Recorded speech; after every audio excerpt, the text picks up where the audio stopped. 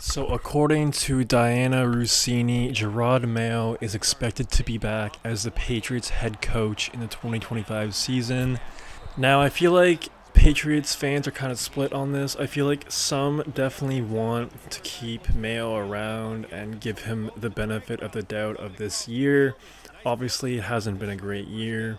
Some bright spots with Drake May, but I feel like there has been a lot of glaring coaching errors made by the first year head coach in many circumstances throughout the year. But yeah, some people want to see him stay, and I feel like the other half of the fan base wants to see him go, especially with one certain free agent head coach that is definitely going to get a job this upcoming offseason, and that's Mike Vrabel. Vrabel, of course, played for the Patriots for many years and has a lot of ties with the organization. And really, what he did with the Titans is really underrated. He really had a lot of successful seasons with kind of a bare bones roster, and not a lot of people remember that Super Bowl run, or almost Super Bowl run, that the Titans had back in the 2019-2020 season. Funny enough, Mike Vrabel's Titans actually ended the Tom Brady, Bill Belichick era with the Patriots as well in that playoff run.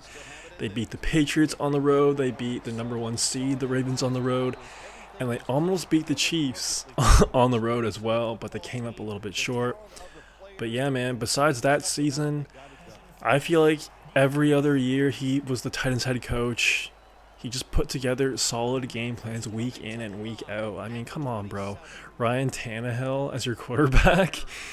And that one other year where they almost made the playoffs with Josh Dobbs. Like, what he did there was really underrated, and I think he's a phenomenal head coach. And whoever gets him is going to be one lucky team, one lucky franchise. And to be honest, if I was a Patriots fan, I'd be really, really, really, really bummed out because, Mayo, granted, he's only had 1 year of coaching under his belt, but we don't know if he's going to turn out to be a good head coach one day. We just don't know that. And I would just opt for getting the proven culture, great head coach that already has ties with the organization. It just seems like a home run move. Like, all the boxes are checked. I don't understand this. I know Robert Kraft made the decision back 5-6 years ago that Jerod Mayo was going to be the successor to Bill Belichick, but like, you got to lose your ego a little bit, Mr. Kraft. Mistakes happen. I don't really know what gave him the idea to really fulfill that idea 6 years ago. Like, I don't know what he saw in the facilities or practices. I know Jerod Mayo was a hell of a player, and I'm sure he's a great defensive mind, but being a head coach is a whole different animal, and like I mentioned, I don't know if he's going to be a great head coach one day. So we'll have to find out, man. But that's another thing about it, too. Besides Gerod's first year experience as being the Patriots head coach, Drake May has really shined in certain spots. This dude could potentially be a guy in the league going forward. Maybe a top 10 QB one day. I could very, very easily see that. And, if the Patriots were full-on dumpster fire, barren wasteland, no QB, no nothing, okay, fine, sure. Stick with Jerod Mayo for another year or two, because what's the point, right? But you potentially have a solid franchise quarterback. Do you really want to potentially screw up his potential? Do you really want to potentially screw up early years in his career? And rookie quarterback contracts are really, really valuable. So if the Patriots want to do something, if the Patriots want to compete, now is kind of like the time to do that. I know their roster is really slim pickings right now, but they're going to have a top 10 draft pick. They'll add some talent for Drake or that defense.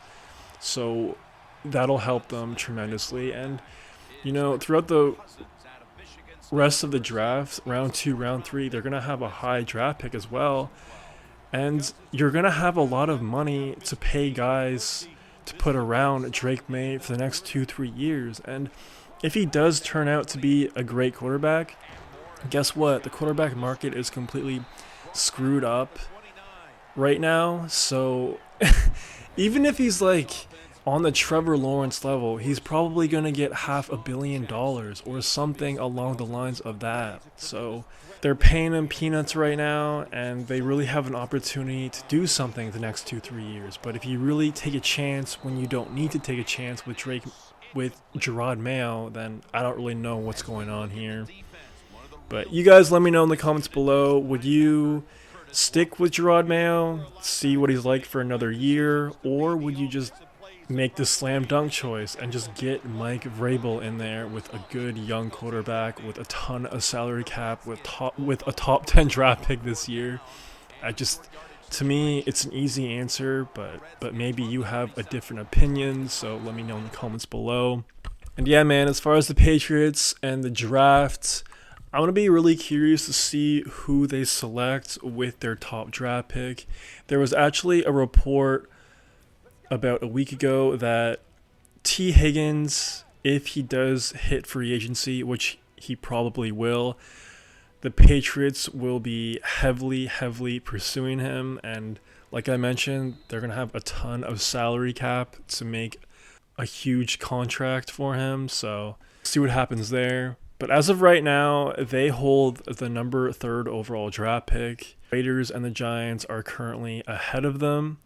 And I expect both of those teams to probably take a quarterback, especially the Raiders. Shedeur has some loose ties to the Raiders right now. So if the Patriots can get, like, hypothetically, T. Higgins, Travis Hunter, add like another few weapons in free agency that don't cost a crazy amount of money, it's starting to look like a pretty good offense. You know what I'm saying? Like, Stevenson is a solid back. He's respectable. You get Travis Hunter in there. You get T. Higgins. Those are 2 great targets for Drake May. And, you know, Drake May has looked good with, like, no-name weapons right now. So I'm curious, if you're a Patriots fan, who do you want them to draft with their top 5 pick going into the 2025 draft? Let me know in the comments. And as for right now, today, the present for the Patriots, they're playing the Arizona Cardinals Week 15. For some reason, I feel like the Patriots could play upset there.